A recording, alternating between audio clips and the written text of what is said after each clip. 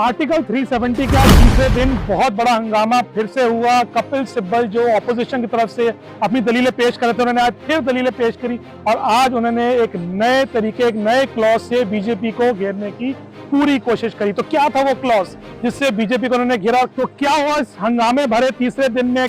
क्या मोड़ लिया आर्टिकल 370 के इस केस में? कपिल सिब्बल और सीजीआई और उनकी बेंच के बीच में क्या क्या तू मैं हुई, सब आपको बताते हैं इस एपिसोड में।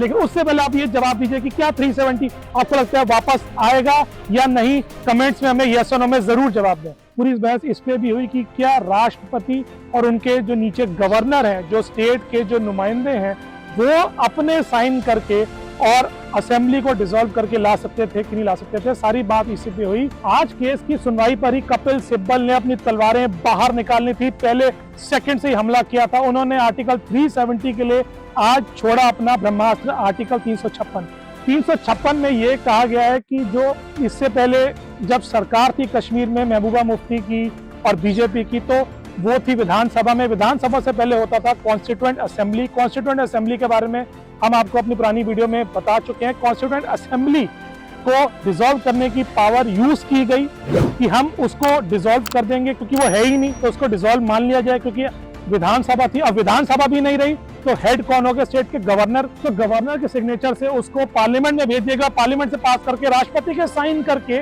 उसको लॉ बना देगा कि अब 370 होगा ही नहीं।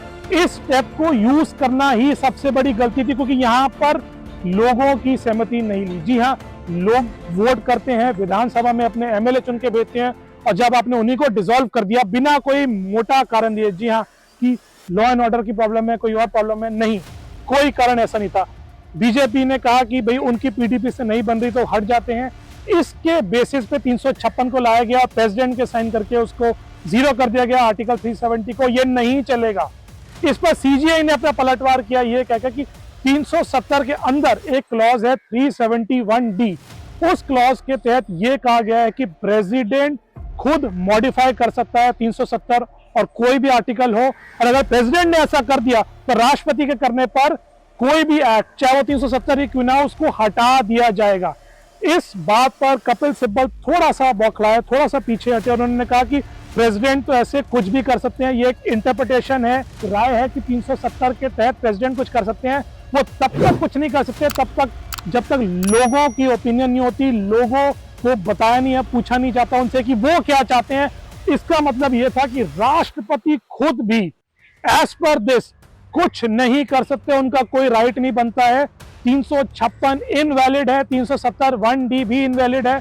जो कुछ वैलिड है वो है 370, इसको ही आधार माना जाए, और जो भी उस समय बीजेपी ने किया उसको नहीं माना जाए। इस पे एक और इंपॉर्टेंट बात कही गई थी कि अगर चलो मान लिया कि बर्खास्त हो गई, तो बर्खास्त हुए भी 5 साल हो गए। जी हाँ, 21 नवंबर 2018 को पिछली सरकार बर्खास्त हुई थी, उसके 5 साल से गवर्नर का रूल है, यानी सीधा प्रेसिडेंट का रूल है।